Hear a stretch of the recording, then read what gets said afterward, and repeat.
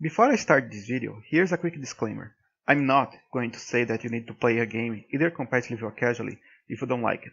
I believe giving games a chance before judging it, if it's good or bad for you, is really important, but if you really don't like something, then don't stress over it. With that said, let's get to the point. In the past couple of years, there has been an increase on the interest of companies to either create fighting games based on their famous franchises, or allowing some of the characters to appear as a guest on a fighting game. Injustice, Pokémon Tournament, and Dragon Ball FireZ are all examples of that, with BlazBlue Cross-Tag Battle receiving some guest characters from Ruby as well. Regardless of personal preference that people have, they are good competitive fighters overall. But did they receive the support needed? You see, fighting games as is right now is still a somewhat niche genre. The overall geek or gamer doesn't have a good understanding of not even the most simple mechanics, and it is often considered a secondary thing that is not in the leagues of big eSports titles, like MOBAs or shooters.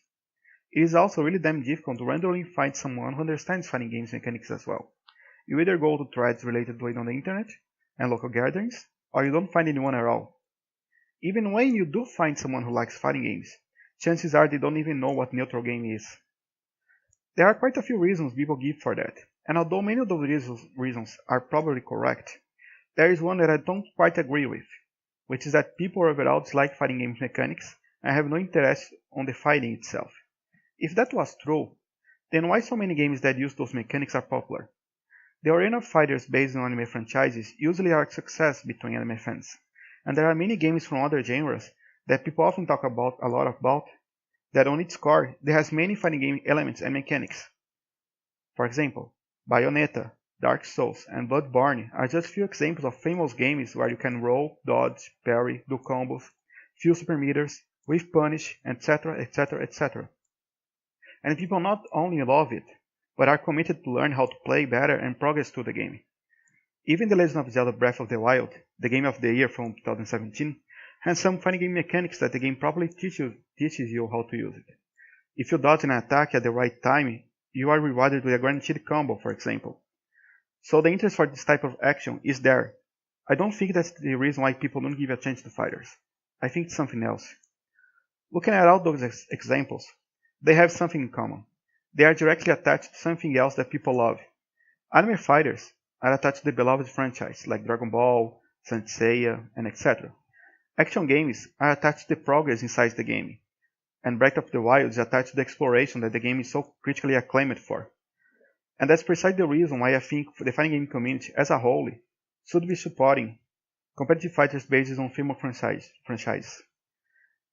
They give non-fighting game fans a reason to learn a fighter and become competitive at it, and from my experience that actually works. As a member of the Pokémon community who has been playing since the game's launch in March 2016, I've been seeing many new players who have never played a fighting game competitively before becoming more and more interested in getting good at Pokémon. Eventually, a lot of them start to get interested in other fighting games as well, such as Tekken 7, Guilty Gear XR, and Marvel vs. Capcom Infinite. Now, I'm not going to say that you should play a game you don't like. If you don't like, then that's pretty much it. You have no obligation to support it. However, before you can even say if you like it or not, you must give it a try. And even if you are not a huge fan of some of the mechanics, consider tolerating them. For example, I hated every single tag mechanic I ever tried learning, but regardless of that, I will tolerate it, and I will learn how to play Dragon Ball FireZ, and I will become part of the community anyway, because that's for a greater good. In my opinion, the FGC should be trying to do that for Injustice, Pokémon and Dragon Ball. On the long term, it is going to benefit us all, and might potentially make the genre be more famous and less niche. But now you're probably wondering, okay Blink, but why aren't you mentioning Marvel vs. Capcom then? Well, there is no denying that Marvel vs. Capcom is another proof that having famous franchises attached to a fighting game works. It was one of the biggest games of the fighting game community for decades. But there is also a sad reality on it. Capcom has been failing on the franchise hard for the last 7 years. The controversy on Marvel vs. Capcom Infinite around the DLC characters, the lack of X-Men characters, and the overall lack of polish on the game already made the game look bad for most people that are not competitive players, and that is hurting the game in a way that I don't see it attracting new players to the genre. However, something that many people don't realize to this day is that Capcom dropped the ball really damn hard with Marvel vs. Capcom 3. Just think about it for a second. The game was absolutely perfect and could have become a huge esports title at the time. It had gorgeous graphics, an amazing roster of playable characters, mechanics that most people enjoyed both playing and watching on streams, and even though the game was really broken in terms of X Factor being too strong, having many infinites and damage being high, that for most people, that actually ended up being a positive aspect of the game, that made many people enjoy it, both playing it and watching it. Unsurprisingly at the time, the game was selling really well, and I believe it actually managed to sell more than 2 million copies. But then, Capcom got greedy and threw away everything in the trash. They decided to release a second interaction for $40, only 9 months after the initial release. The game was initially released on February 2011, and Ultimate Marvel vs. Capcom 3 was released on November 2011. Boom, that was enough to make everyone but the FGC see the game as a really bad look, and Ultimate Marvel vs. Capcom 3 ended up selling less than 200,000 copies. Only the FGC bought the game. That is so bad, in fact, that means that evil finals for the game usually had more people watching it than copies sold of the game. In other words, the second most popular game of the FGC for many years was actually one of the worst selling fighting games of all time. Now, imagine if Capcom hadn't done that. Imagine if Capcom had released Ultimate Marvel vs. Capcom 3 as a $20 DLC only, or rather, haven't released a second iteration of Marvel 3 at all, had only the first Marvel vs. Capcom 3.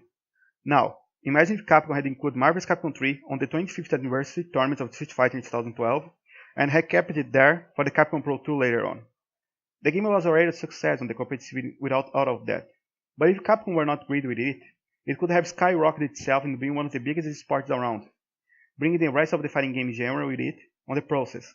And that's why I think it is so important that we give it a chance to the developers that are doing it right, and support famous franchise fighters to support the Marvel vs. Capcom 3 games of today. So that's it, guys. I hope you liked the video, and if you did, please consider subscribing to my channel.